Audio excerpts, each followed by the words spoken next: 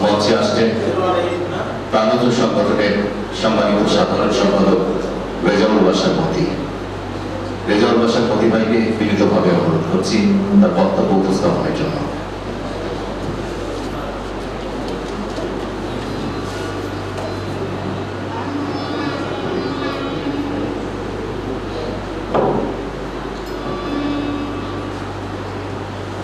শুভ সন্ধ্যা। সংসার জীবনময়, নাই বৃথা মরণের স্থান। আইনে নতুন আয়, সঙ্গে করে নিয়ে আয় তোর সুর, তোর হাসি গান। ফোটা নব ফুল চয়, ওঠা নব কিশলয়, নবীন বসন্ত আয় নিয়ে। যে যায় সে চলে যাক, সব তার নিয়ে যাক, নাম তার যাক মুছে নিয়ে। রবীন্দ্রনাথের নতুন কবিতার মতো আমাদের আজকের যাত্রাও নতুনের। প্রিয় উপস্থিত সম্মানিত অতিথিবৃন্দ, শুভাকাঙ্ক্ষী এবং আমার প্রাণপ্রিয় সহযাত্রী বন্ধুগণ, নববর্ষের এই শুভক্ষণে আমার অন্তরের অন্তঃস্থল থেকে আপনাদের শুভেচ্ছা এবং ভালোবাসা জানাই।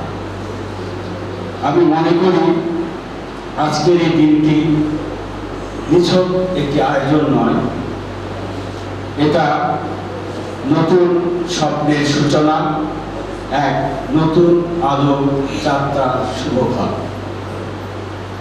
আপনারা এর মধ্যে জেনে গেছেন আমাদের নতুন সংগঠনের নাম, লোগো এবং সদস্যদের পরিচয়। তাই প্রাণজ নওগাঁ একজন সাধারণ সম্পাদক হিসেবে এই শুভক্ষণে আমি আপনাদের সামনে দাঁড়িয়ে আবেগে আপ্লুত, গর্বিত এবং দায়িত্ববোধে উদ্দীপ্ত।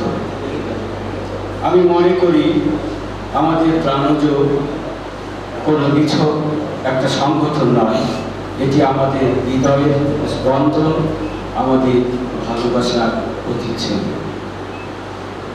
কেননা আমরা বিশ্বাস করি সংস্কৃতি মানে শুধু গান, নাচ, কবিতা আর নাটকের সমষ্টি নয়, বরং সংস্কৃতি হলো মানুষের ভেতরের সৌন্দর্য, মানসিকতা ও মমত্ববোধের প্রকাশ।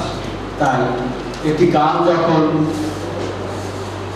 হৃদয় ছুঁয়ে যায়, একটি কবিতা ভাবনার দুয়ার খুলে দেয়, একটি নাটক যখন সমাজের আয়না হয়ে দাঁড়ায়, তখন সংস্কৃতি তার সত্যিকার শক্তি প্রকাশ করে।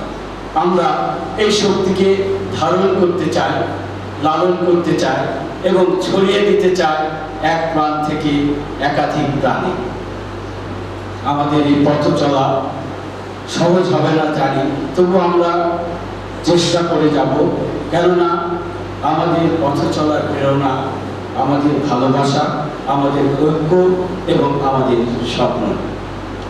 প্রাণজকে নিয়ে আমরা এমন একটি মঞ্চ গড়ে তুলতে চাই, যে মঞ্চে অবহেলিত প্রতিভা সত্যিকারের পরিচয় মিলবে, যে মঞ্চে সত্য আর সুন্দর দিক উপস্থাপন করা হবে, যে মঞ্চে সত্যিকারের জ্ঞানী, গুণী ও ব্যক্তিত্ব সম্পন্ন মানুষদের সাধ্যমতো মূল্যায়ন করা হবে। সর্বোপরি যে মঞ্চ একেবারে স্বাধীনভাবে সাহিত্য, সংস্কৃতি, সামাজিক এবং ক্রীড়া বিষয়ক বিভিন্ন কর্মকাণ্ড করে যাবে, কেবলমাত্র মনের আনন্দে এবং প্রাণের প্রশান্তি লাভের জন্য কাজ করে যাবে, মানুষের ভালোবাসা আলোয় আলোকিত হবার জন্য। আর তাই আমি আপনাদের কাছে সহযোগিতা, দিক নির্দেশনা ও ভালোবাসা কামনা করছি। আপনাদের সাথে নিয়ে আমরা এগিয়ে যেতে চাই একটি সুন্দর, সৃজনশীল, মানবিক আগামী গড়ার প্রত্যয়। আমরা এই চ্যালেঞ্জ গ্রহণ করতে চাই। কবি ভাষায় বলি,